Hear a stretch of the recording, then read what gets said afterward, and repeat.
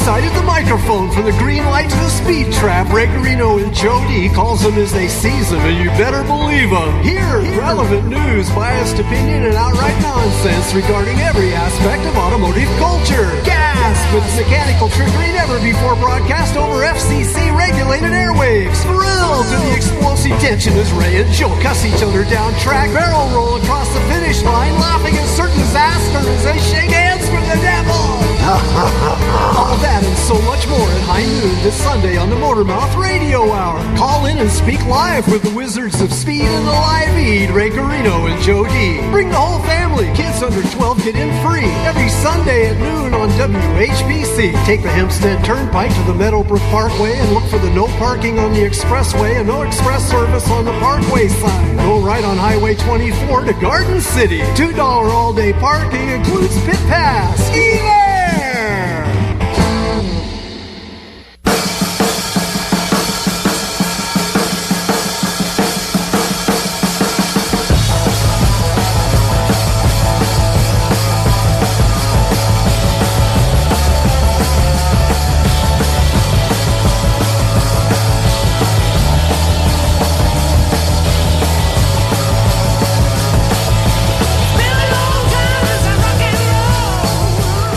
Maybe a long time since you rock and rolled. It's not for us. Oh, hell no. I will tell you that. I just had a flashback to a vintage Cadillac commercial. Yeah. You have tuned in to the rock and roll capital of the automotive world, Motormouth Radio, on WHPC with your hosts, Ray Guarino, the man at the con to my right, Joe D, who's rocking and rolling over there, and we are going to provide you with some great automotive topicality and stuff today. And we'll talk about a lot of stuff, too. We're back. We were at the beach last week. We're at Tobay, and big shout-out, of course, to our good friend and confidant, Chris, DJ Dr. Scholes, who ran the board for us last week. And we had a great time. You can go to... Go up to MotormouthRadio.com if you want to hear those shows. They're up there for you to take as a podcast and listen to. You can also follow us with the same address on Twitter and Facebook. And you can get us on Instagram at Joe's favorite. _. Motormouth Radio. Right. And that's, you'll find all the things we do during the week when we're not here. The things we break, bend, ignite. Burn. Yeah, you name it. We do it. Yeah, all those funny noises that come out of things. Yeah. So, and we're going to have a great guest today. We're going to have Mr. Dave Hayes from, not Willie Mays Hayes, Dave Hayes from Hot Rod Innovations. And their site, if you want to check them out in the interim, is hotrodinnovations.cool. Right, which is kind of cool. I like that. Right? So we had Dave on the Plane and Traffic show on Thursday night, and now... I'm glad you clarified that because I tried .crap and it didn't work. Yeah, I know. Right.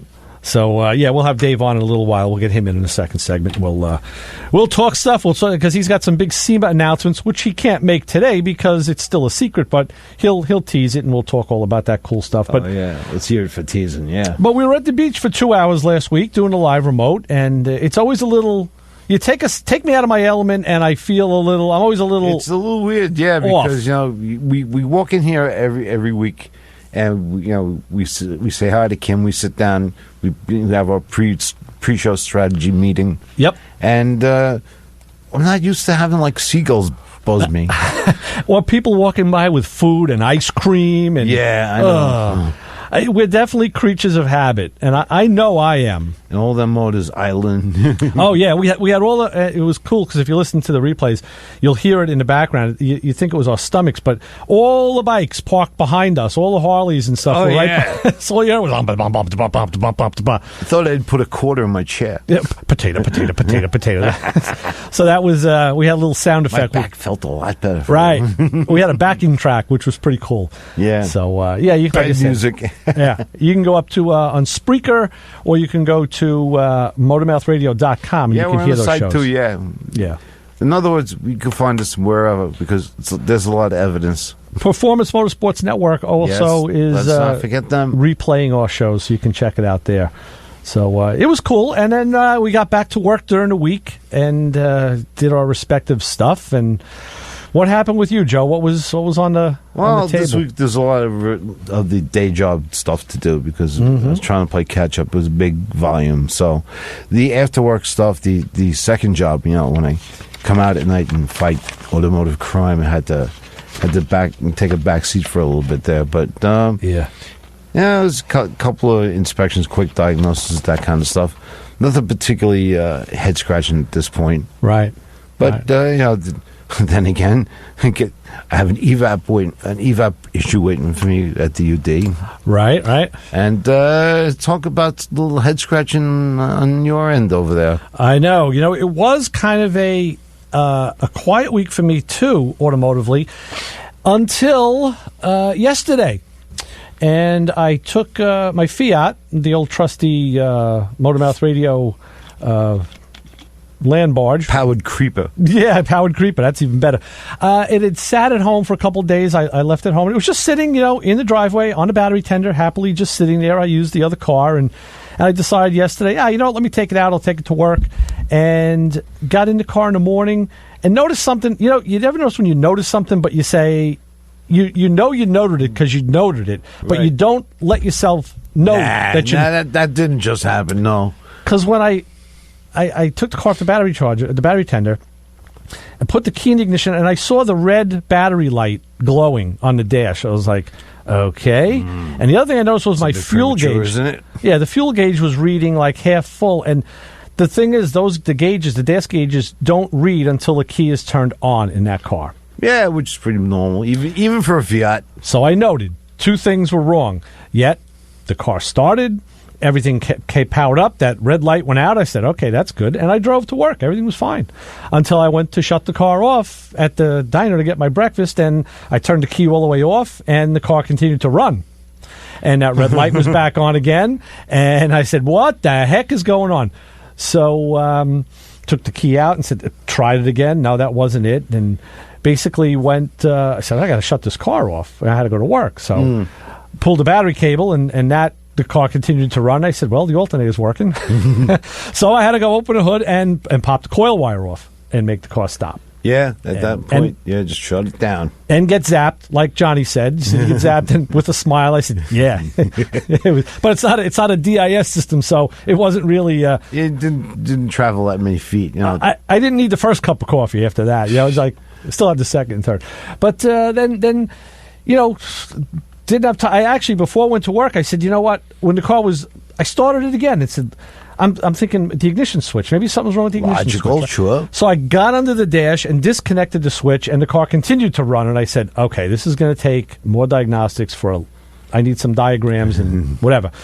So went into work, contacted you, let you know what was going on. And we both head scratched together. Downloaded some stuff from the internet, because all my diagrams and diagnostic stuff was home, of course. Oh, that's the way it's supposed to work. Went to the shop. You haven't memorized that car yet? Pieces of it, yeah. But went to the shop after the first job and had to do a little bit of work there, and then said, okay, yeah, let me look at the Fiat again. And I wanted to see if I disconnected the alternator wires from the alternator, if the car would stop, meaning that the regulator, something from the alternator, was backfeeding. Right. And when I did that, the car continued to run. So I said, okay. And then I was talking to Mike, and we had to go deliver a car in Queens, and I said, okay, let's leave this here. Let's go drop the car off. And then the story got better because then we went to the UD and got to hang out with you guys. Yeah. Hey, we're in Queens. You want to come by? Can we come by? Sure, come on. Right. Bring it on. Next thing you know, they're rolling up at the door. A few minutes later, we let them in, and hilarity ensues. And forgot all about the problems, and life was good, and we had fun, and we drank beer and picked up drive shafts and had all sorts of fun. And right. And it's always great. Through the summer, I wanted to get up there. I wanted to get up there on a Saturday or something. But I know a lot of times you guys are busy working, you're doing stuff, so it's just not conducive to. Particularly on Saturdays. Yeah. So I kind of backed off. I wasn't going to push it, but it was good. I wanted to get back, and I do again. I just like hanging out there. It's the guys are great. It's a combination. You get to work on your car. You get to socialize. Right. And you get to make sure your car is inside and safe. And right. It's a win-win-win situation. Absolutely. So, then when we got back, when Mike and I left, we had to make a stop. Got back to the shop. It was dark. So I put the battery cable back on, started the car, drove home, parked it, and haven't looked at it again until this morning when I had to put the battery cable back on and start it again and and came here. So we were spitballing it before the show, and we got a couple of areas. Fuse eye. Yeah, there's a couple of areas we're going to look at. So, again, it's like we talked about from the beach when I talked about diagnosing and fixing my washing machine at home. Right. It's the same thing. You have to find a diagnostic pattern and a diagnostic path that makes sense or makes some kind of sense. So at least you can know, like, if that sense doesn't work, then you... I'm a big fan of Mo. Yeah. Because eeny, meeny, miny just never works. So I go right for Mo and... Yeah. Yeah, that seems to be the way of doing things. I ran that. An engineer ran that past me on a crankless reshoot once, and I said, by experience, I found that it was always Mo. Yeah. And he looks at me like, huh? Yeah. Well, he didn't money, But then again, that's where I probed the wire. I wasn't Mo, so. And on a oddball side note to that, something Vic had told us a few weeks ago when he called, and I've been telling people this. Manny Mac and Mo. Right? Is it Manny? Who? Manny, Mo, and Jack. I think it was something. I think it was Manny, somebody, and Mo. I thought Mo was the third one. Right. Pep Boys, as we heard, is rumored to have been bought out by O'Reilly's. So I've told that to a few people lately, and they were like, "Oh, really? That's great." I'm like, "Yeah, I think so too," because O'Reilly's is like it's like a Napa. It's like now I'll go there if I need something besides like wax or an air freshener, Yeah, because I don't really go there. Actually, we do go to the one in Freeport or Baldwin because they have the shop has a commercial account there. And, do they? And there is a guy at the commercial desk who knows a lot more about auto parts than the rest of them. Yes, I've noticed that a lot of the larger retailers, they now have a commercial desk. Yeah. And they're trying to bring in business from the shops because, it's kind of a win-win situation because, first of all, a lot of the, I don't want to say real, that's kind of insulting, but the traditional parts houses are pretty few and far between these days. That's true. So, I mean, you got to go someplace. It's either that or you got to go to, the next state to pick stuff up or mail order. Could you imagine mail ordering us spark plugs? I mean, come on. I did. I got them from Rock. I got iridium spark plugs for my car I think, at the parts store. Last time I bought them at my local parts store who I like to use. Right. My cost was, I think, $4 or $5 a plug. Right. So, over the counter, it was like 8 or 10 or 12 or something like that. So, but still, it was expensive for spark plugs. So the next time I get a you register your cars with Rock, and they'll send you emails when they have clearances. Yeah, when they have cool stuff that's on sale. I find that to be very useful. And I got iridiums for like $2 a piece. I was like, send them. Great? Send them. Sure. So, and we just went through this. I went through this last week with you. I needed to get struts for my car and shocks for my daughter's RAV4, and Rock had a deal where if you buy the top line, the KYB stuff, you get a rebate. I'm thinking, okay, so do I want to spend more on the better parts to get a rebate that may still have me spending more than if I go to a local place and buy? And that was a conundrum I was in. I ended up going to Rock, KYB struts, fully loaded struts. So this is like a remove and replace deal. Yeah. And I got the KYB, the G Series shocks for her RAV, same ones I put in my car. I ordered them. What day was that? That was like Thursday. Really? Was it? No, when we were talking, was that like Thursday? It was like Thursday, yeah. They came yesterday. No. At the door. Done. Yum. It's like, you know what? I couldn't have walked to the store and brought them back in that time. I was like, you got to be kidding me.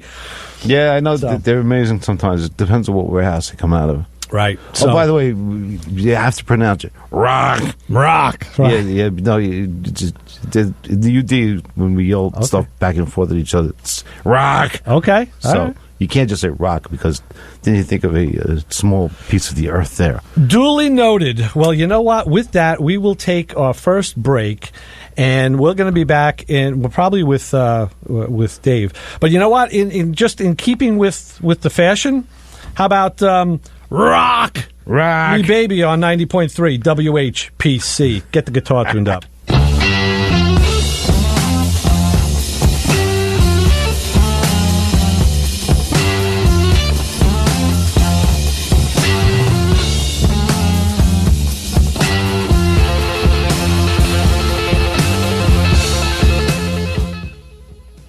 Are you ready to vote this election day, Tuesday, November 5th? You can vote for the important races, like who will lead the Nassau County Legislature, Town of Hempstead Supervisor, and for your favorite radio station. That's not a real thing you can vote for. It is now. This election day, you can choose to vote for 90.3 WHPC at our official polling place, California Pizza Kitchen, 1256 Old Country Road in Westbury. On Tuesday, November 5th, California Pizza Kitchen will donate a portion of the proceeds to our nonprofit, non-commercial, educational radio station. Just inform your server before you order that you are there to support the voice of Nassau Community College. That's Tuesday, November 5th at California Pizza Kitchen in Westbury. Thanks for supporting all of us at 90.3 WHPC. We got a male age 20, possible overdose. Led Zeppelin? The Kinks? Van Halen? What is this? Who did this? That's exactly correct, Sergeant Johnson. Who did this? This wasn't any ordinary overdose. This was a rock overdose.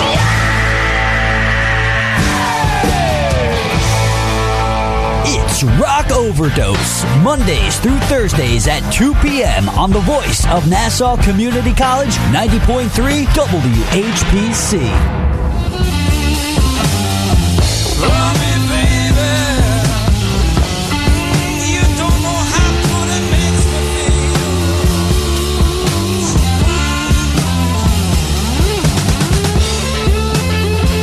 Oh, here we go again. I just want to sit and listen to this song for the rest of the show because rock me, baby. But anyway, we are back, Motormouth Radio, and we're going to be on the phone with Dave in a second, and we will continue on with that. But we're easily diverted here. It doesn't take much. Yeah, I forget stuff. A little bit of good music is all it takes. Sorry about that, Bob. And we are off and running. So let's go to the phones and go to the fun and say, hi, you're on with the Motormouths. Hi. Hey, what's going on, guys? Dave, how you doing? Good. How are you? What's up, Dave? Excellent. Everybody, you are now on. You're listening to Mr. Dave Hayes from Hot Rod Innovations. Dave, it's a pleasure to have you back. It's been, we had you on Plane in Traffic just the other night, which was, we realized was a year to the day since you were on last. And then you did follow up with us after that. So again, we're like a year to the day out with that. So tell us. That's awesome. Introduce yourself to the audience. Let everybody know who you are and what you do. My name's Dave Hayes. I own a little company here called Hot Rod Innovations. We manufacture a line of hot rod parts. Our biggest seller right now would be we manufacture a throttle return spring kit that, unlike everything else on the market, which uses a spring, that you're basically stretching on, ours mounts a spring on a little baby billet aluminum coilover shock, basically, and uses the spring in compression. So when you hit the gas, it's actually compressing that. And by putting it in compression, it allowed us to make it adjustable. So if you picture, the coilover shock on your suspension, same exact theory. So we can crank some preload into it, change the way the throttle pedal feels, without having to, there's no more back and forth to the auto parts store or the hardware store. We're not overstretching a spring and putting a hook back in it. And then from a safety standpoint, all the springs that are in the, let's call it the stretch position, if they break, they're no longer connected. The thing goes wide open. Houston, we have a problem. With our system, with the spring being in compression and then captured on the shock, even if the spring broke, even if you walked up and cut the spring, it can't fall off. It becomes two shorter springs and it'll overlap into itself and become a bit softer.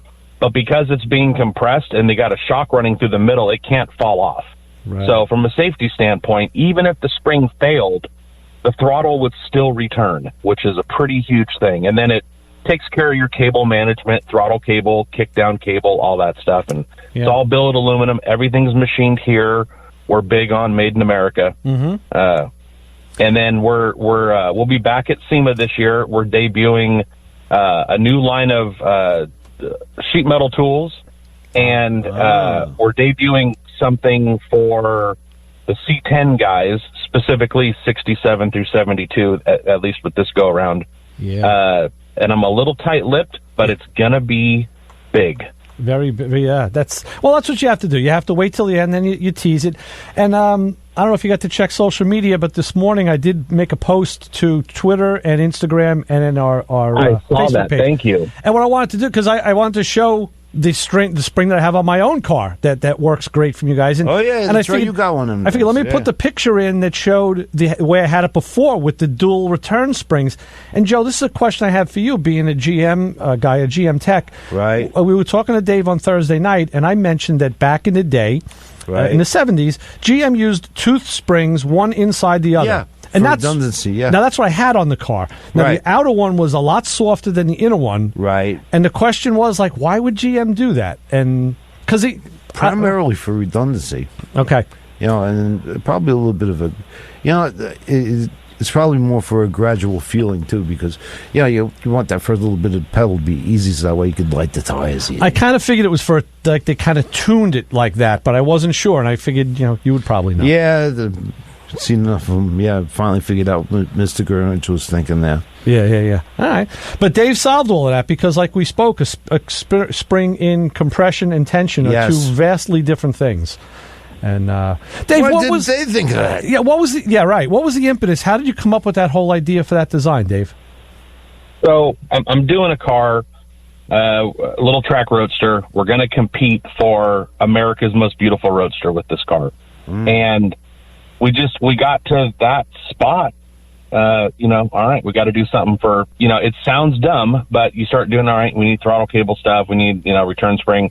And I'm like, we're not just going to hook a spring onto this thing. I mean, everything on this car is one-off. Everything is hand machined. I mean, there's so much work in this car, it's ridiculous. And I just started looking, and I'm like, we got to do something different.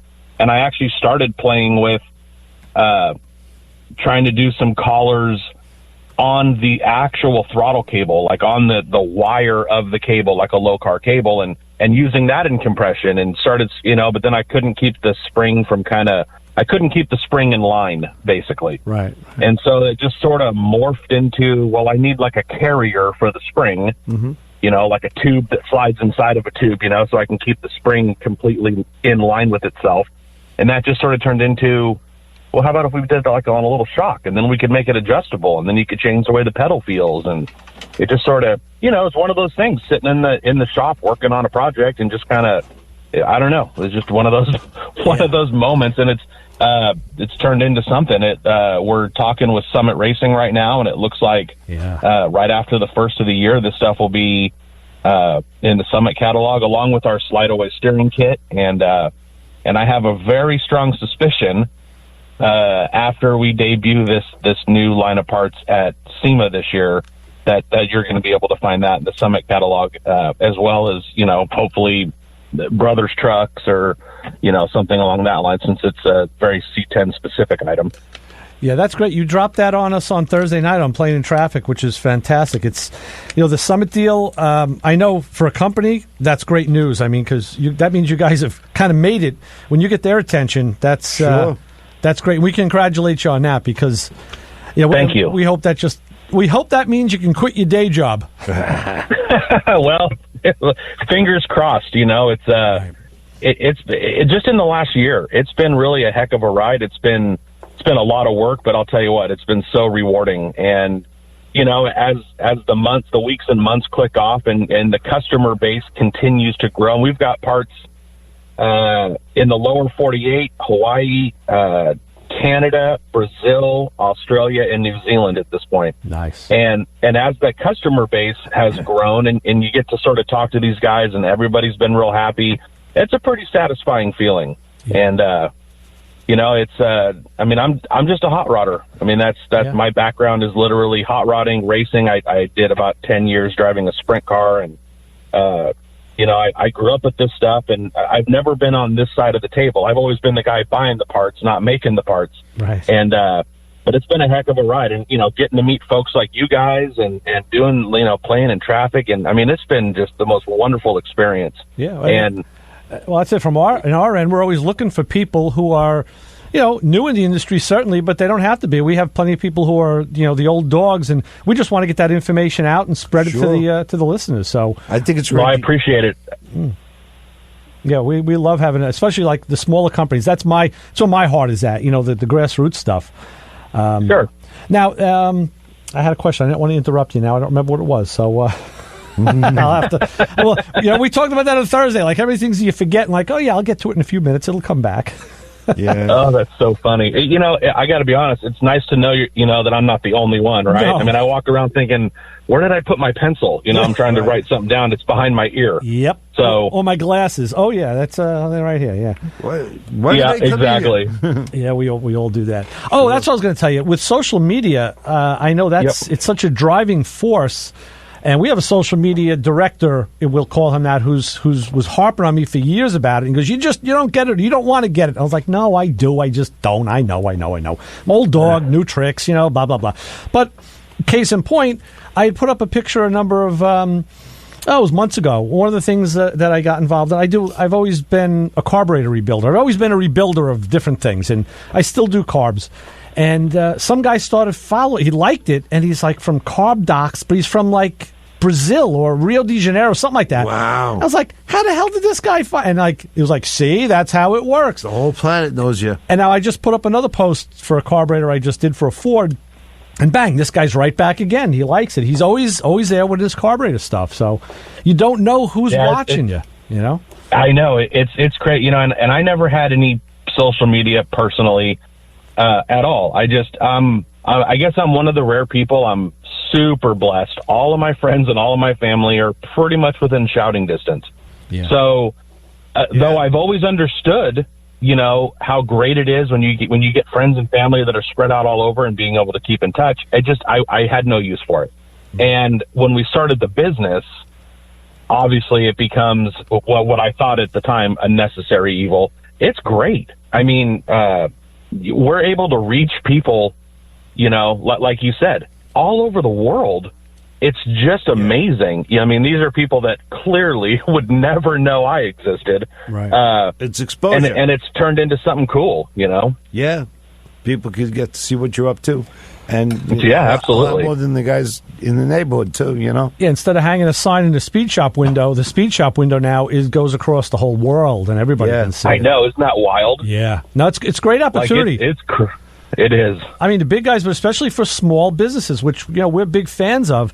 Now you can sell on a global market, and yep. I mean, you may be ramping up production like crazy, which is a good thing. Yeah, we've had to ramp up quite a bit, and then when the summit thing happens after the first of the year, that's going to be. I'm going to go with that's going to be game changing for us, which is. I mean, it's awesome. It's terrifying. I mean, there's a whole bunch of emotions involved with that. It's crazy. Yeah. So what's and to think to be a person who's bought parts from guys like that for years, and it's like, oh, we're going to reverse the role a little bit. That's kind of a crazy idea, Sure. What are the? Can you give us an insight into what type of sheet metal tools you're coming out with? Is it stuff that guys like us can use at home or in a small shop, or is it geared to a bigger entity? No, this is an at-home deal. So it's actually something that I sort of made for myself, again, with this little Roadster. And when we got to knocking the hole in the center of the hood lid, and then it's a little track Roadster, right? So it's got a little aluminum hood on it that I did, and it's got an oval air cleaner that just barely sticks out, and the headers come out the side, right, like a sprint car style looking thing. So we got the holes knocked into the thing, and you can't just leave it at that. You need to sort of roll a lip right there.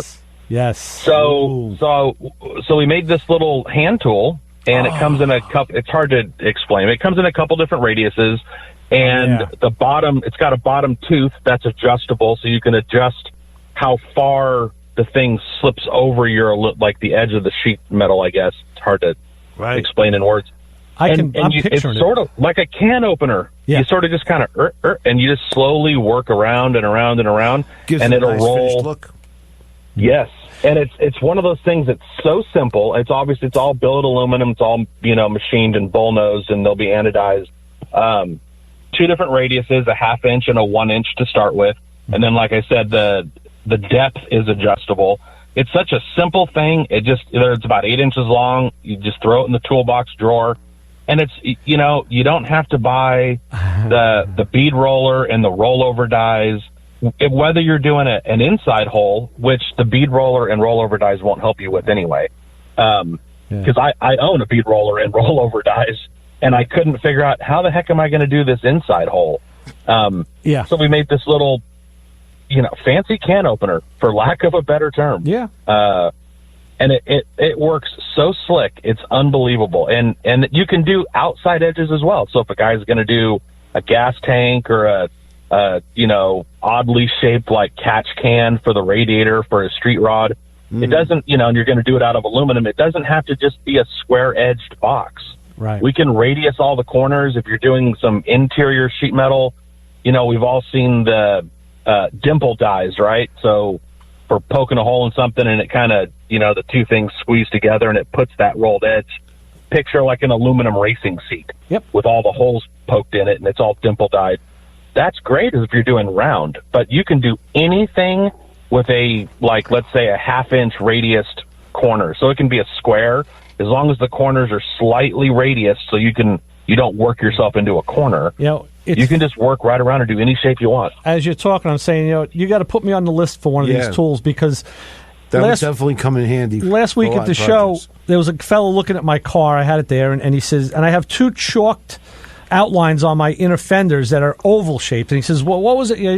I said I was going to do a venting scheme, and what I didn't cut the holes. I said I was going to use a dimple die and of course, I have to make a series of holes because it's single holes. I said because they don't make an oval dimple die, And I said, and the reason I didn't do it is I could buy the die that I need, but then they sell them as a set, and you usually get a better deal if you buy the set. But I need 5 of them, so I didn't do anything. Right. And now you just gave me the answer I needed. You really did. So we got to be in touch about that, and I'll be one of your customers on that tool. Yeah, absolutely. I'll tell you what, I would be more than happy just to send you one. You can use it, and you know what? If you like how it is, you're set. Just give it a shout out. Absolutely. So that would be awesome. So excellent. Yeah, that's one of the things, and we're going to have a little station set up these products will be in the new product showcase at SEMA, as well as the C10 stuff. And then in the booth, obviously, we will have we're going to call it a working full deal of the C10 parts. So there's a tiny clue that there's some movement to them. Oh, cool. And then the aluminum forming tools, we have a whole station that'll all be set up, and I'm bringing a bunch of blanks that'll be all stamped out with some shapes in them, mounted to this podium, for lack of a better term, and you'll be able to come into the booth and actually try out the tool and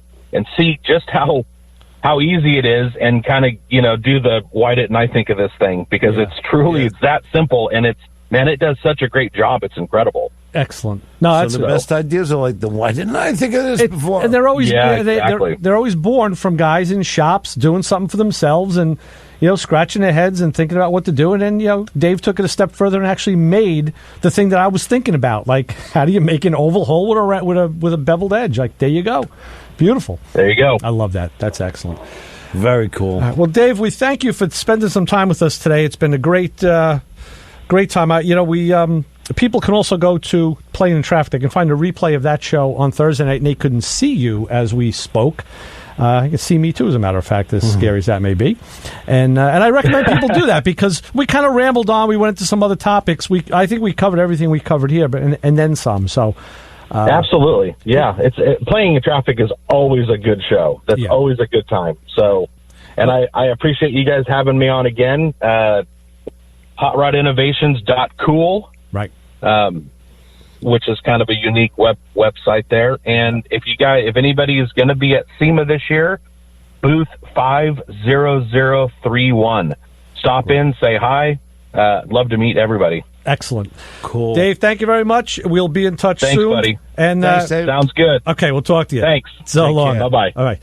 That was Mr. Dave Hayes from Hot Rod Innovations. That sounds like some tool there. It is, and I'm anxious to try that because that's something, like I said, I want to do in my own car. It's a real forehead slapper. Damn, why didn't I think of that? Right. I was lofty in the clouds. I thought I found the answer, but then I hit rock bottom. Rock. Here on 90.3 WHPC. Rock.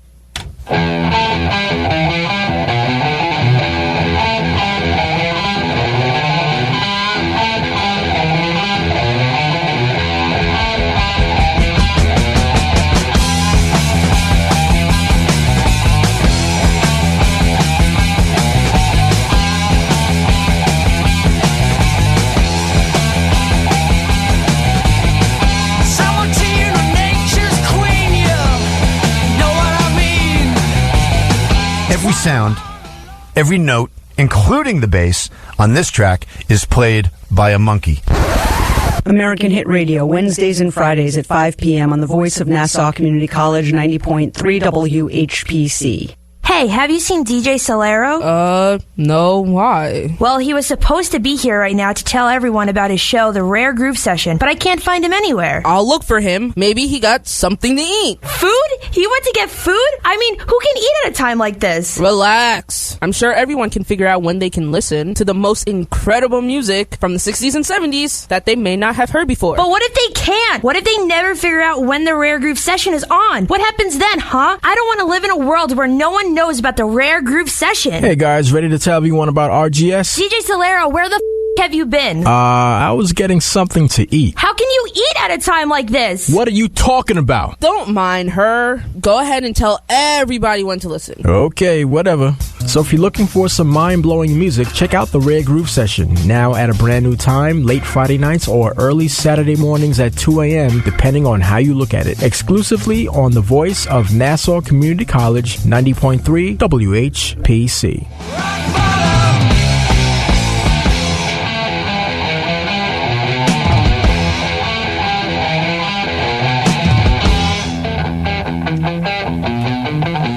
The great Michael Schenker, UFO, kicking it. Yeah. These guys can lay it down, I'm telling you. Check this out, Joe. I mean, I don't know if you... This was the UFO's first album. And Michael Schenker really just knew how to do fills. Like, he had the... You know? Yeah. The riff is just like... So sweet. It's good driving music, too. I digress on Motor Mouth Radio. We should go to the phones. Let's go back to Motor Mouth and go to the phone and say hi. You're on with the Motor Mouths. Hey, guys. It's Dr. Jeffrey O. Dr. Jeff. What's up? Nice to see you. Well, a corporeal being. In beautiful downtown Brooklyn doing sound for BBW yoga class, which is just absolutely thrilling. But anyway, I'll bet. I got a car question. I picked up a 05 Mazda 6, and the stupid check engine light came on, and my big dumb machine isn't connecting. I've even tried the CAN key, and it don't work. Ooh. Because it is CAN, probably. What happens with the big dumb machine is that once you get past a certain point, it just doesn't go. It will leave you hanging when it comes to, because that is a CAN vehicle for sure. Yes. Did you just try regular generic OBD2? Yeah, I tried Global. I tried it with the Asian cartridge and the Mastermind, and both of them are flipping me the bird. No, it ain't going to happen. I've run into this before with, especially the early CAN vehicles. You know, that I guess they put some of the software in, but not all of it. So you're pretty much going to have to go with, at this point, something more current. Yeah, it kind of bites. It's probably an EVAP code anyway. Yeah, it probably is. It probably is an EVAP. That's kind of what happens. We fought with that on my car, my Mazda 3. Joe and I got together on that one, and we ended up fixing it with some RTV, which is still in place and still working fine. Yes. Yeah, I did some of that epoxy on a pinhole in the wife's gas tank a few years ago. It's still working good. Yeah. Vacuum leaks suck. Yeah, absolutely. And those EVAP leaks are small. Yeah. It doesn't take much to screw up your air-fuel ratio. That's for sure. No, they're so tight. I think they run it so close on those cars. It's such a tight, profile that a little bit just throws it right off. But yeah, it's time maybe for another scan tool there, Dr. Jeff. Yeah, the big I was looking at a ScanLink X USB scanner with OBD-Wiz software online for about $30, so I'm thinking I'll give that a shot. Yeah, at least it's more current, you know, and they're not too bad. The newer things, you know, you think of the $25 pieces of crap, you know, that you get at some of the major retailers, and I still heard those Zurichs that Harbor Freight is selling are getting some good reviews. I have been thinking about one of those. I'm pretty sure it's a launch. Yeah. Okay. Well, I'll let you know how this one works out. Yeah, please, because scan tools change every week. You know, we used to say that back in the day. Yes, very fast. Yeah. Yeah, it's funny. I can get into the ABS. I can get into the airbag system. With the BDM. But everything else is just index. Wow. Did any of the other modules mention anything about not being able to see the ECM? No. As a matter of fact, I started up the engine when I was in the ABS data stream, and I got the engine RPM. Okay, the brake switch is working, so... Okay, which means it sees something coming out of there. Yeah. Well, it could be on another wire, too. The OBD port is just loaded with slots. Exactly. Yeah. If you want to come, if you feel like coming to Queens and grabbing a scan tool, you're always welcome. Well, I'm in Brooklyn. I'll be here till about 7 or 8 tonight. But Joe will be sleeping by then. I'll be out cold. Well. Yeah, I'm not gonna disturb you at home. Much appreciated, because at that point I'm just totally unconscious. Yeah. And not really much good to anyone. Well, keep us up on the progress on that, Doc Jeff. Let us know what happens so we can get that information out to people, because that's something we've all come across, and we're all going to kind of come across it again. Yeah, it's all over the Mazda 6 forum boards, too. People are having trouble getting scan tools to connect. People can't get their car smogged because the smog machines at the state facilities won't connect. So, oh, really? Yeah, it's a big issue. Yeah. Huh. Right. Okay, yeah, because usually that's just a straight up OBD connector issue, but no, that doesn't smell right. Yeah, definitely have to have a chat with this thing. Yeah.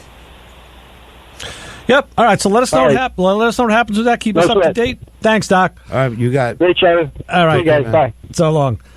Excellent. That was Dr. Jeffrey. You know, the EVAP stuff is just so common. You know, it's everywhere you turn. You know, so hopefully he'll get some closure on my that. eyeballs on it. Yeah. Yeah. I mean, 05 by now. Well, my car's an 06, and I had that problem. Yeah. I don't think the big dumb machine worked on yours either, though. I don't remember using that on That's right. That's why I'm. I don't think we did. I'm trying to remember. No, you know what? We were at the shop, and did I hook up the snow? I don't know if I remember. I don't think Mike had the Solus yet, and I don't think I used the Autel. So we must have used one of your scanners. Yeah, it was the Autel. It was my Autel. Right. Yeah, which is a good all-purpose tool for that kind of stuff. Yeah. You know, I've had some strange stuff happen with those Mazdas in the past, but it should at least say something to you. Yeah. You know, so at this point, it's probably just an SST. Stupid scanner trick. That's nice. That's a good one. That's nice. Yeah. Oh, boy. So, what's going on the rest of the day with you? You got anything planned? Any fun? And EVAP leak. All right, on the Toyota. Yeah, I did that Ford carburetor. Again, it was like a year to the day we had Dave on from Hot Rod Innovations, and it was also a year to the day that I did the Cobra Jet carburetor that came out of the UD. That's right. And now I found myself doing a carb for a 4100 for a T-Bird, which is a lot like a Holly. I can see that there's definitely screamingly, somebody was cohabitating at the same bar. And I looked at it again this morning because I always like to take another look after I make my final go around. And I noticed that the secondaries, they don't. It's not a direct link mechanical operation. It's not vacuum. And there is a diaphragm on the back. Right. There's a foot that comes off the base plate, and from just like from a Holly, you adjust it under the bottom. You go underneath, to turn a little screw. You lock it in and lock it out. Yeah. So the way to make that actuate is there's another arm that comes off the choke behind the choke plate that would have to grab that and move it, but they're not touching. So the secondaries are never going to open on this thing, and I'm looking in my motor's manual, I'm looking in other books, and I can't find a clear picture of how it's supposed to be, because obviously somebody did something along the life of this carburetor. At this point in the car's life, I'm sure that thing's been apart. It has been. And together 17 times. You know, I mentioned to the owner, who's calling me now, I'm on the air, I don't know what it is. I'd like to know, because I've seen this happen many, many times, what the hell kind of tools mechanics had back in the day. Because this carburetor has all straight slot screws holding the top plate down. Right.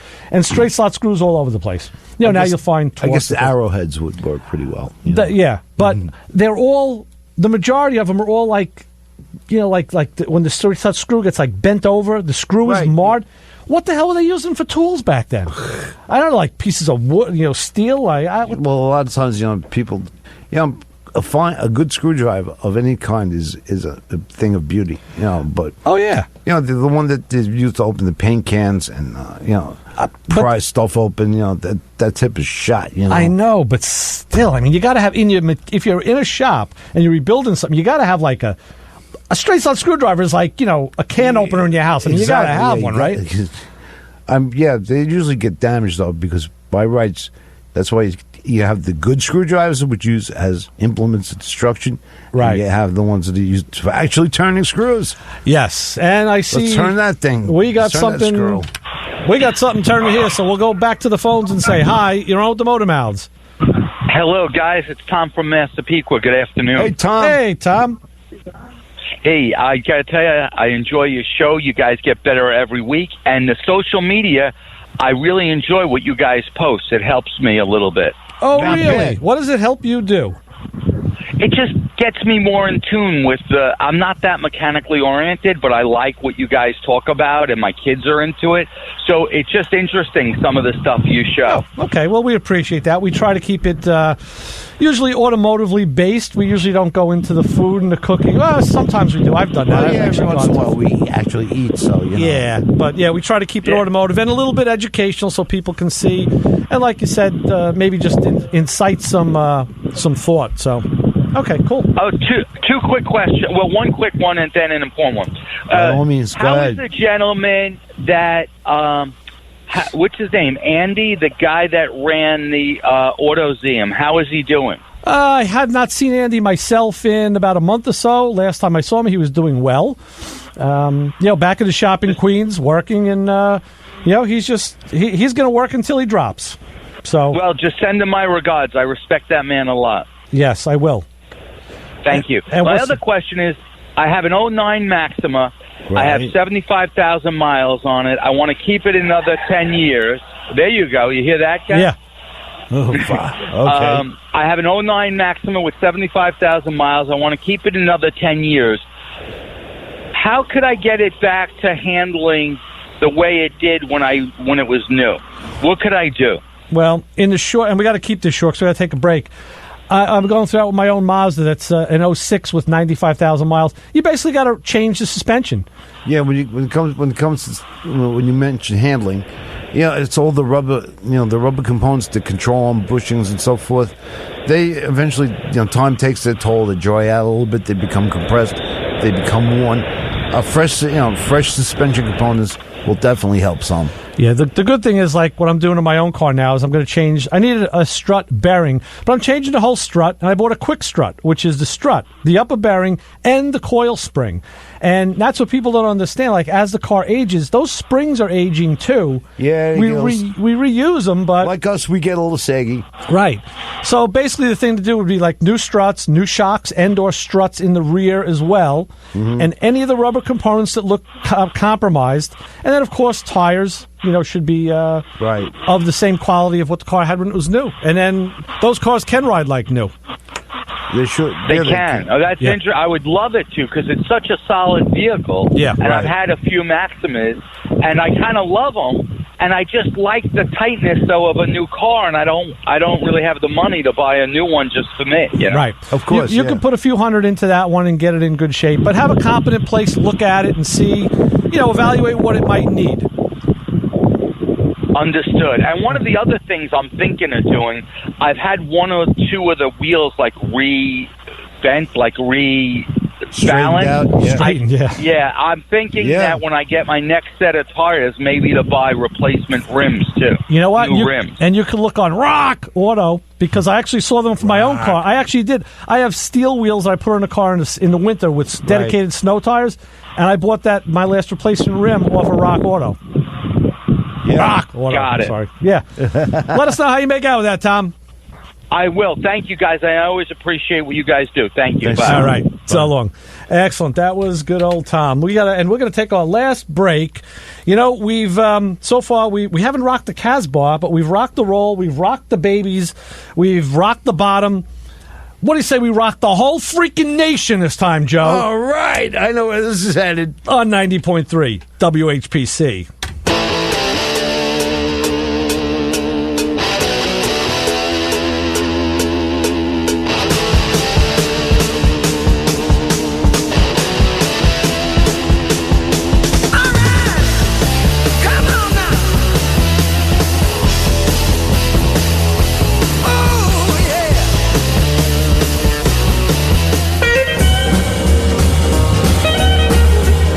Shake off the realities of the day, broaden your musical horizons, and embrace the diversity every Monday afternoon at 5 for 2 hours of Revelations. The show offers a potently unique collection of music with an emphasis on themes and rock rarities, an occasional tour de force of blues and soul, mixed with compelling sets of folk and folk rock. I'm Steve K, and I've got the perfect soundtrack for your drive home every Monday afternoon at 5 on Revelations, right here on the voice of Nassau Community College, 90.3 WHPC.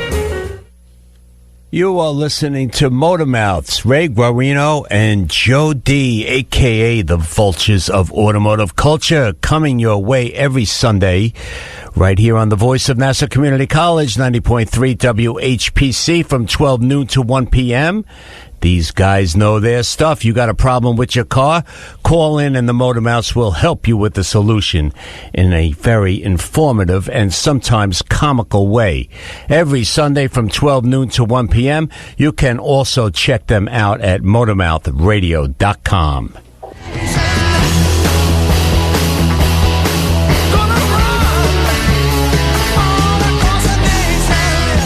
All across the nation. Sammy Hagar before he was Sammy Hagar. In Montrose. Yeah. Motormouth Radio, Ray Guarino, Joe D. We're rocking everything we can get our hands on today because that's just the kind of guys we are. Rock and roll. Rock and roll. I think we're onto something, Joe. Yeah, seriously. You got me. It's pretty cool. That just kind of hurt, though. But yeah, I know. It was more fun to say than it was to feel. Well, whatever the hell. But, yeah, so what are you doing this afternoon? Well, what I'm doing, I actually have the gentleman whose carburetor I had rebuilt. He's going to come by and pick it up, that 4100. Right. So I'll pass that off to him, and then I may be doing a little looking at the Fiat. We'll see, because then I got to upload the show, and then my wife and I are actually going to go out to dinner. We got a coupon for a really good restaurant that we like to go to, and you sign up with you give me your birthday and whatever, and they'll send you 2 coupons, and one of them is for the birthday person. Yeah, well, they're both, but one of them is for I forget if it's I don't know, the one for 2.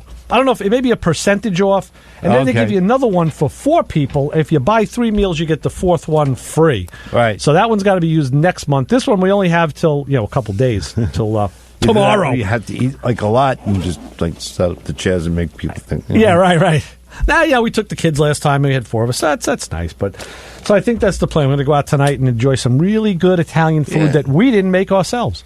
See, right there, that it's nice to be able to kick back a little bit and have to not be able to have to cook. Yeah, it's good to go out once in a while and sit. I'm going to see if I can get that Toyota on the track because, of course, the inspection sticker is up tomorrow. Right. So. Right.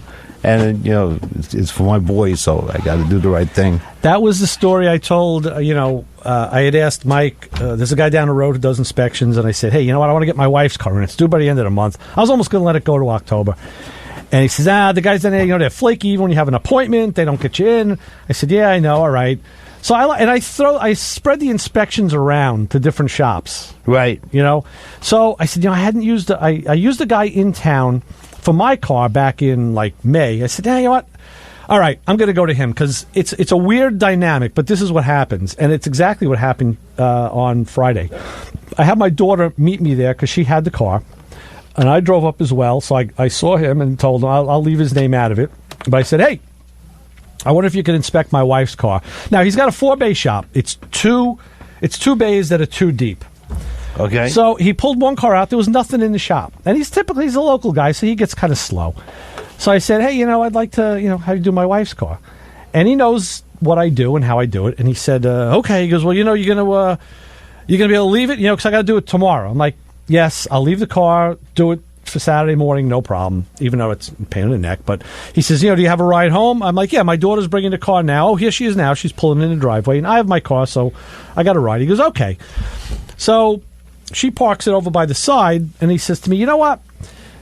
After she gets out of the car, he goes, do me a favor, bring the car over here in front of the office, which is right next to the first bay. Mm-hmm. I said, okay, all right, yeah, no problem. He wants to keep it close. Good. So I get in the car. He's standing outside the bay. And this happens almost all the time, Joe. Right. So I put the window down because as I'm back doing my 3-point turn, pulling up, I see him standing there. And he's giving me the wave to come forward. Right. And I have to go to the right. But now he calls me like over to his side. So, all right. So I come over. I'm like, okay, here we go. And he says to me, the car clean? You check it? The car's okay? You give it the okay? You give it the check? And I said, yeah, it's my wife's car, of course. I said, I've gone over everything. Brake size, everything is good. He says, all right, pull it in the shop. I'm like, yes. That's what but we got to do this dance. Yes, you have to be vetted. You have to be thoroughly inspected and vetted and make sure that you're and of course, an undercover DMV agent. I know. But of course, it goes in and he runs it and everything's fine. The car passes, get the sticker. And I told my wife, I said, this is why I can't call him and say, can I bring the car? He has to see me. He's got to we got to go through this. Dance. You picked the right word right there. When I was talking to John and Doug yesterday, they said the same thing. There's guys they use, and it's like the same thing. Right, of course. The steps may be different. Absolutely. And some guys are like, yeah, come on, bring it in. We got there's only 5 cars in front of you. It's okay. Just have a cup of coffee. And that's okay, too. Yeah, for sure. When it comes to that kind of stuff, you get other guys that you pull up. The other guys in the shop are standing around drinking soda, drinking coffee, smoking cigarettes, and can I get an inspection? You have an appointment? Yeah. No, I'm sorry. I just realized my sticker was getting late. Oh, well, now they got you. Now you're on the hook, right? Well, we can't take care of this today. You got pastries? Yes. I mean, back in the day, pastry. Back in the day, it used to be, hey, an inspection. Oh, yeah. Can you come in and meet me in the office for a minute? Because then there had to be some kind of exchange that went on with either, how do you say this so that it's radio correct? It could have been like a monetary or a some stuff in your pocket maybe that you had. A meaningful exchange must occur. Yeah, there was of some kind of a substance that was meaningful to the person doing the inspection, and sometimes you'd be part of that too. They're like, well, here, like there's places like the Soup Nazi. You have an appointment? No, it's no sticker for you. Oh yeah, well see when you're a civilian, when you're off the street as a civilian, that's the game that you got to play. You know that you're just screwed. So sometimes you can banged hard. Yeah, well, that's why sometimes you tell your wife, hey, you take the car because he's not going to be so hard on a woman. It'll be like it'll be okay. But yeah, especially because sometimes the women can be more challenging than the male customers. So we're talking about getting an inspection. Machine a license for the shop, and Mike was saying, he was explaining to Doug that in Nassau there was like a waiting list. There were like 40 shops. Right. I told Doug it's like a medallion. A shop has to leave or give up their license for a new one to green get sign, it. Yeah. So Doug said, I didn't know. I said, yeah, that's the way they do it. So Mike said, yeah, last time he checked it was down to like 20. So I said, okay, let me know when you get to 10. I said, and I'll apply for an inspector's license. Sure. I'll get one too. What the hell? And we'll, this way you get more people that can do the job, That's the thing. You gotta have qualified people. Yeah. You have to pass the test in the home Megillah. Yeah. So we'll see, because we all go through it. I mean, and that's the problem with the more cars you have, it's more. It's more. I from April, May, I have an inspection every month until now. Seriously, and now I get to skate through the winter. So lucky you. I know, right? Seriously. We're not going to skate out of here because Kim's coming in and we got to go. So I see those red eyes. We'll be back next week for more Motor Mouth Radio. Keep it where you got it. On WHPC 90.3. Bye.